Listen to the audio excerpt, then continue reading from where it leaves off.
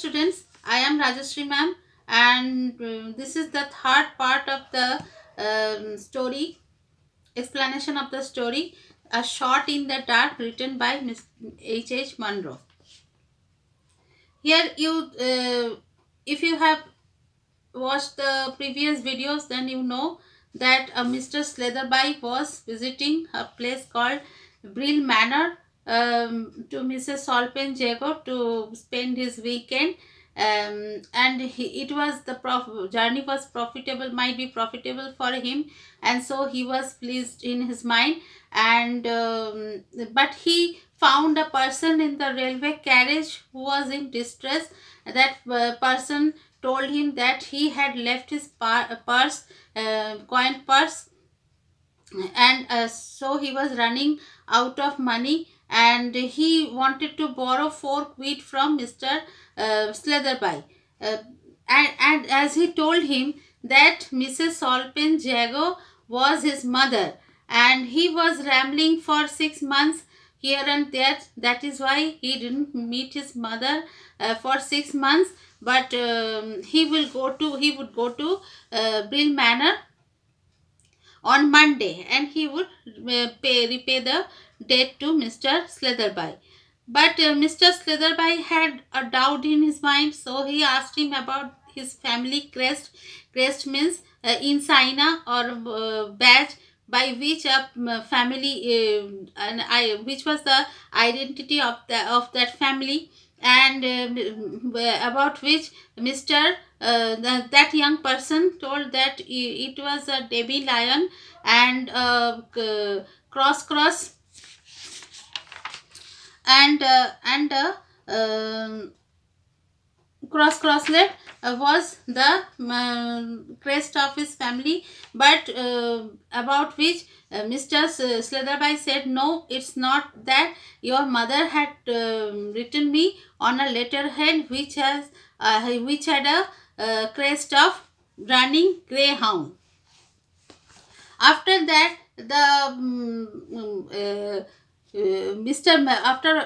Mr. Sletherby asked him again that does your mother resemble you? But and the person replied that after that yes, she is supposed to be like me. She has the same dark brown hair and high color. It runs in her family. I say this is where I get out. And the person replied in a hurry that yes, she has also a dark brown hair like me, and my station has come, so I have to get out here. Goodbye, said Sletherby, and he didn't say anything about money. Mr. Sletherby didn't say anything about the money. He just told him goodbye, bade him goodbye. You have forgotten the 3 quid, said the young man, opening the carriage door and pitching his suitcase onto the platform. At that time, the young man just pitching his suitcase. That means he just threw out the suitcase on the platform.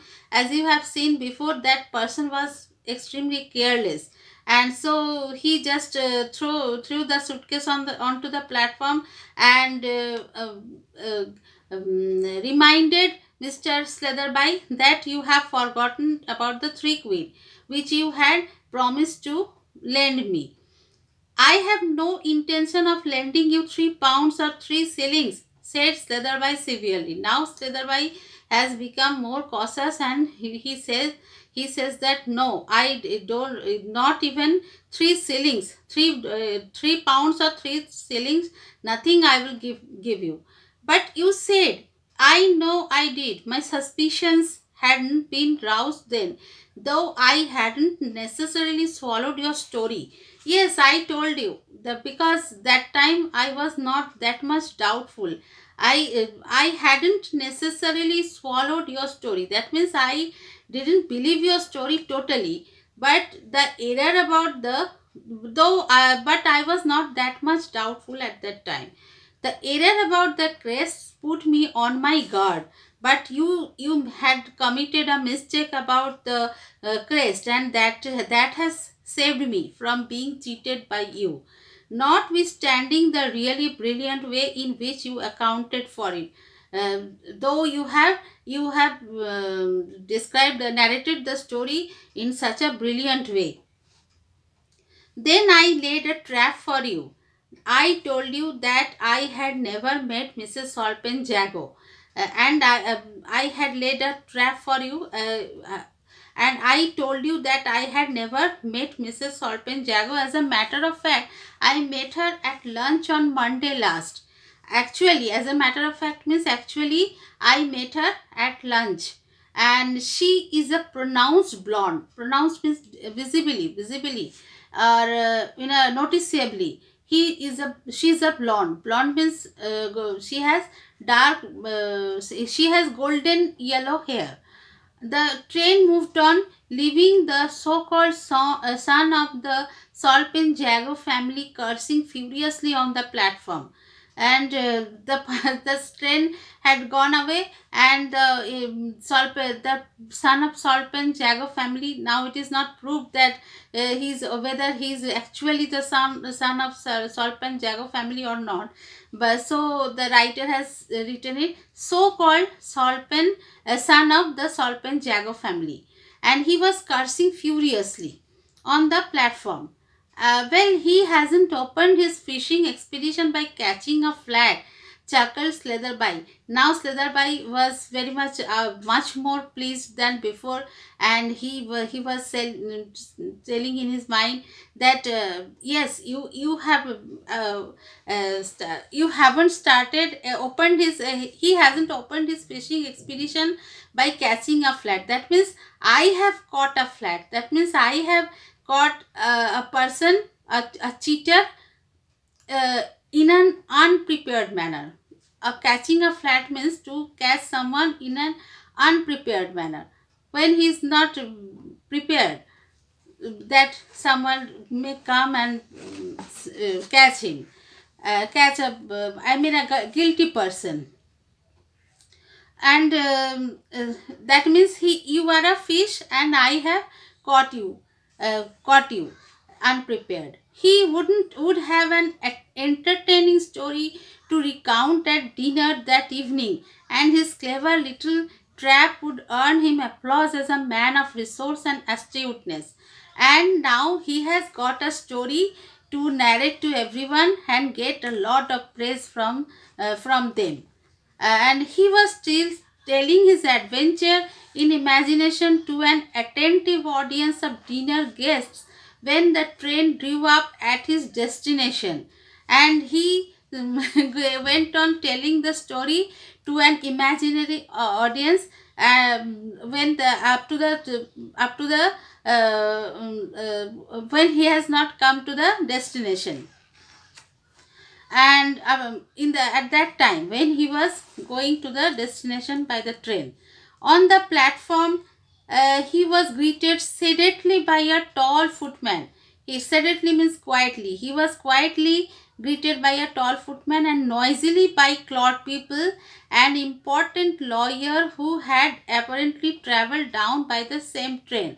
He was greeted by a tall footman and a lawyer, an important lawyer called Claude People. Mr. Claude People had greeted him. And hello, Slitherby, you spending the weekend at Brill? Good, excellent. We'll have a round of golf together tomorrow. Ah, here we are. Here is the car waiting for us, and very nice too. And here you see that Mr. Slitherby is a very cautious person and self-centered, I mean selfish. And but Claude People is a person, very talkative person. He told everything in a moment. Hello Slitherby, and he had prepared the whole thing, whole plan about his weekend, opened the whole plan about his weekend. And he wanted to play golf, and he no he showed him the car waiting for them. And the car which won Claude People's approval was a sumptuous looking vehicle which seemed to embody the last word in elegance, comfort, and locomotive power. and the car which won Claude people approval was a sumptuous looking means very expensive vehicle. He selected a expensive vehicle which seemed to embody the last word in elegance, and it was very much dignified and comfortable, and with a great power, locomotive power. That means a good engine. Its graceful line and symmetrical design masked the fact that it was an enormous wheel structure. It was so elegant that it was not looking like a car only. It was combining the features of a hotel lounge and an